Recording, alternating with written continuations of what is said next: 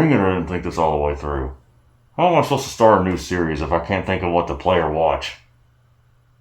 Hey, I got this for you. Danny told me this is your first episode.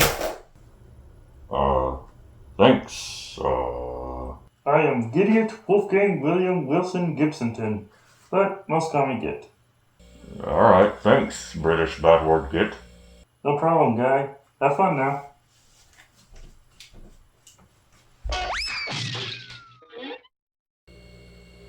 Is this supposed to be like for a console? Look at that!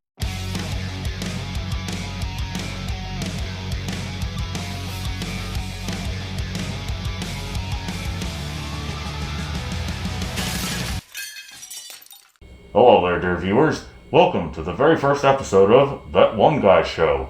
I'm your host, That One Guy. My parents were a bit weird with names, but I hear that's kind of common in the Guy family. So, remember plug-and-play consoles? I mean, most of you probably remember that JonTron video about plug-and-play consoles, but you don't see those things quite as frequently these days. You may have the occasional one that is more accurate to the original consoles of the included games, such as the NES Classic, the Sega Genesis Mini, and... well, the less said about the PlayStation Classic, the better. But have there been any more recent ones that are similar to the ones in the 2000s? Actually, there's been a few, and the one we'll be talking about today is Pac-Man Connect in play. In case you try to look up this exact product, that is the name of it. Released in 2012, Pac-Man Connect in Play is a plug-and-play console that comes with AV cables connected to it. It only comes with the yellow and white plugs, but a lot of these did, so that's not surprising.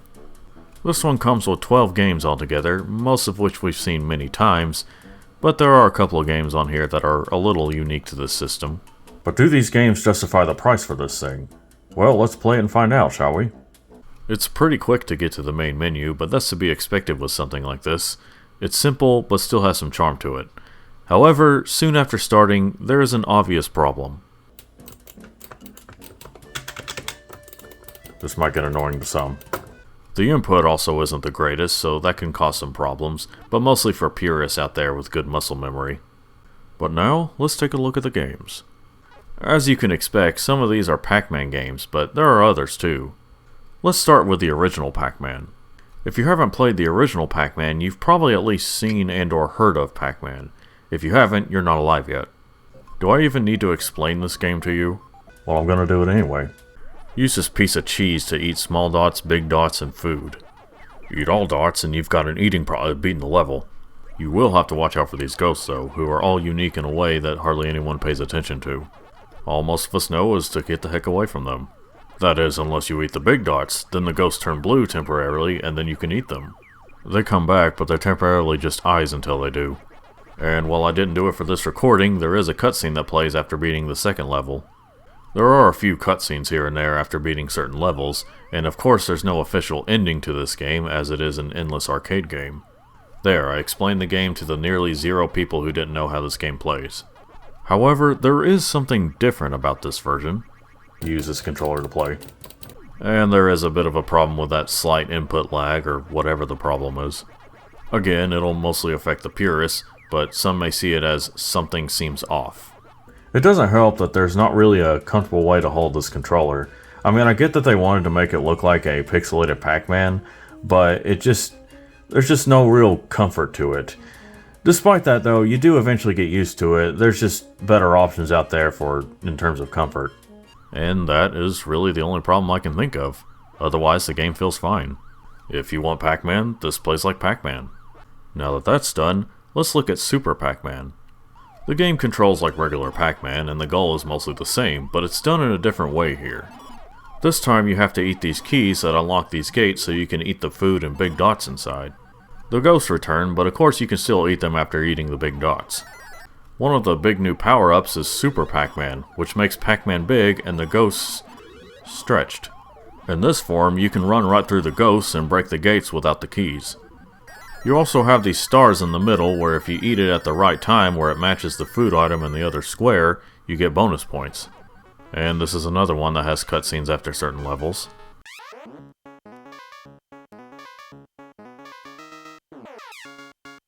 One thing that's different about this game is that each stage has different food items and every other stage changes the colors of the maze.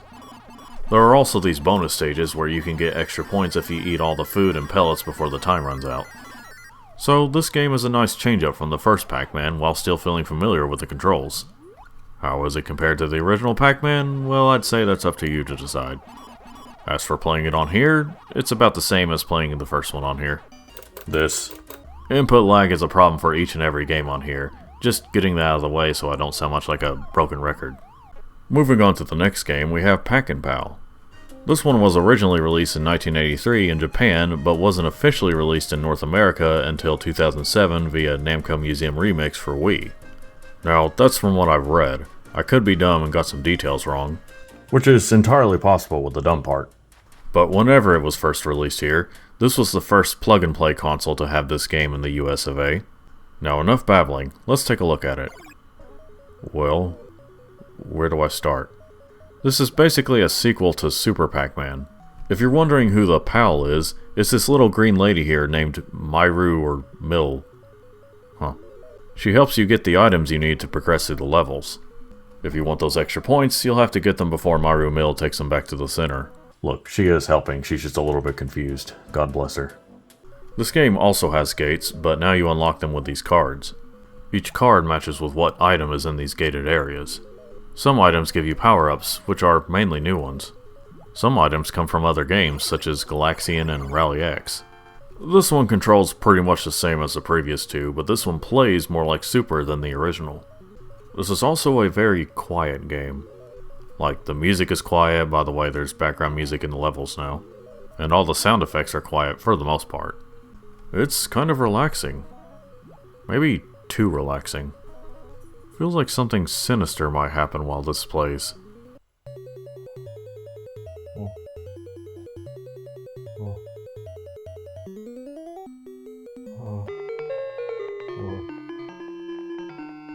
And that's Pac-N-Pal. Again, it's up to you how you feel about it. Personally, I think it's fine, I'd just rather play the original. But like Super, I think this is a nice change-up. Now this next game I'm going to talk about is the reason why I wanted this thing in the first place. It's a game that's been re-released a few times, but not that many times. The game I'm talking about is Pac-Man Plus. What's weird is that it has yet to be officially released on any home consoles or handhelds. I'm not really sure what the reason is, but why don't we take a look at the game and find out. In short, I would refer to this game as Green Pac-Man, because this is literally just regular Pac-Man, only the maze is green. Also, there are other changes. Like when you eat a big dot, one of the ghosts don't turn blue. But the ones that do turn blue are now shorter, with stems on their heads. Okay, sure. Also, instead of fruits, there are now other items in their place. Including this can here, which is meant to be a Coca-Cola can. Oh, now I get it. I can't say for sure, but I bet this is why this game hasn't had a wider release. Really though, why should that be an issue? Other than the colors, you would have to stretch your imagination to think this is a Coke can if you didn't already know. But it does have a unique ability to make ghosts invisible. The developers weren't evil about it though, as they are also vulnerable in that state. Sometimes the stage becomes invisible as well, so that's interesting. Some other tweaks include making Pac-Man and the ghosts faster. This feels like a ROM-hacked version of the original Pac-Man.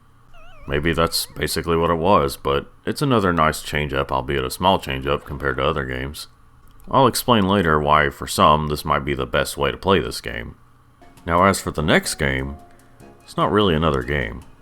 It's Pac-Man Level 256. It's just called Pac-Man 256 here, I just wanted to clarify it's not the actual game that's called Pac-Man 256. For those of you who don't know, once you get to level 256 of the original Pac-Man, which is quite an accomplishment, the game glitches out and it becomes like this.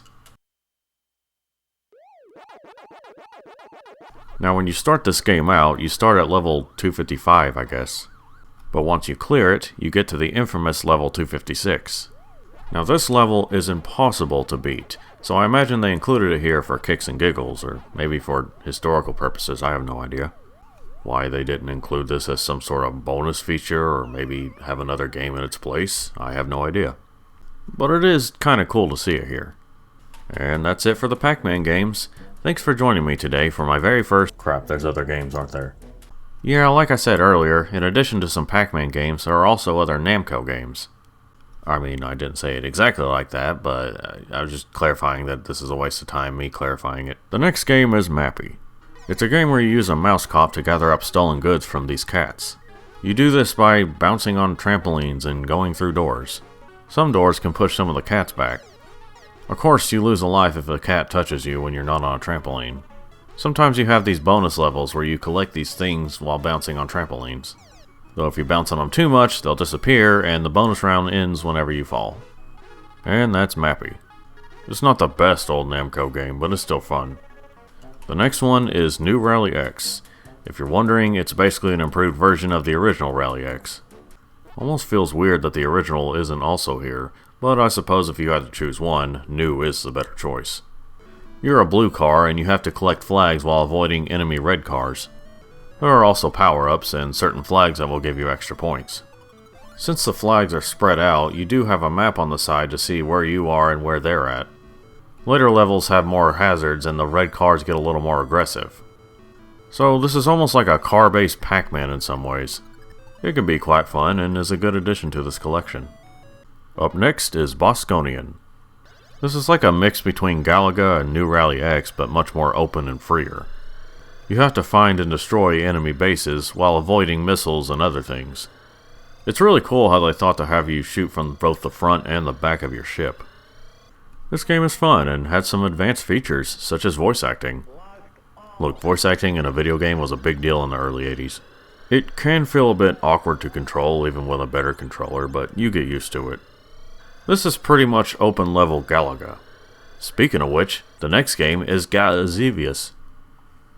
I forgot that was next. Xevious is another shooter, only this time you're not in space. You shoot these flying discs and other types of enemies in the sky while you drop these bombs on these bases down here. I'll be honest, I could never really get into this game.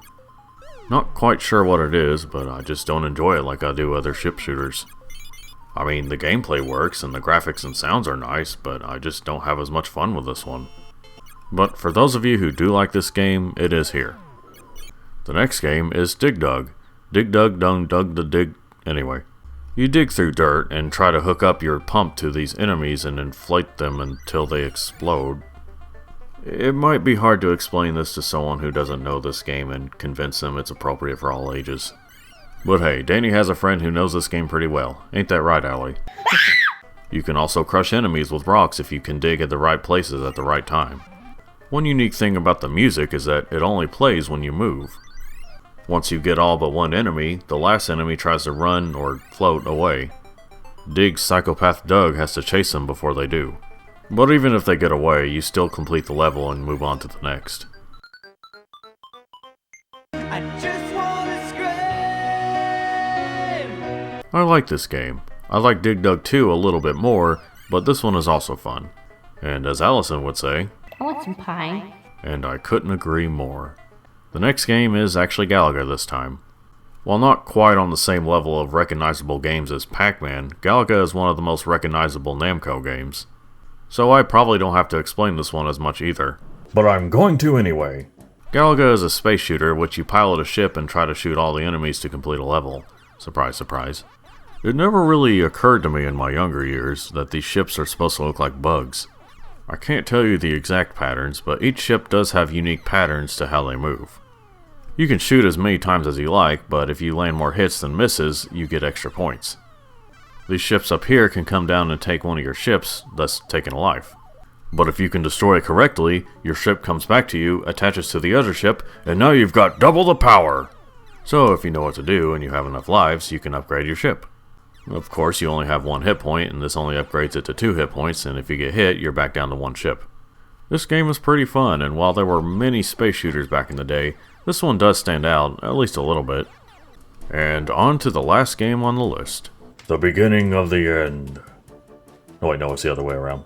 And that game is Galaxian.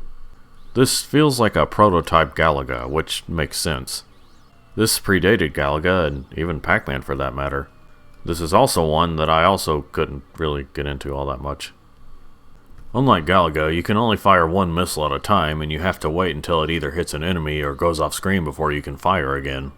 Not that it takes that long to do that, but with a fast, short-ish paced game like this, it can feel like a while. I can appreciate what they were trying to do here, and I'll cut it a little bit of slack for its age of almost 45 years at this point, but I prefer other space shooters over this one. Well, that was kind of disappointing to end on, but hey, that doesn't stop this collection from being pretty good overall. The only other thing you can do on here is check your high scores. You can also delete them if you want. Cool. And that was Pac-Man Connect and Play, and all the games included.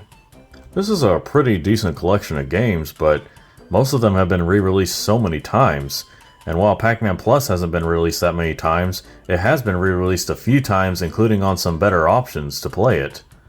So what's the point of this thing then? Well, for some, this would be the best option because of one word: cost. I don't know exactly how much this thing costed when it first came out, but when I got it 10 years later, unopened, it was just $20.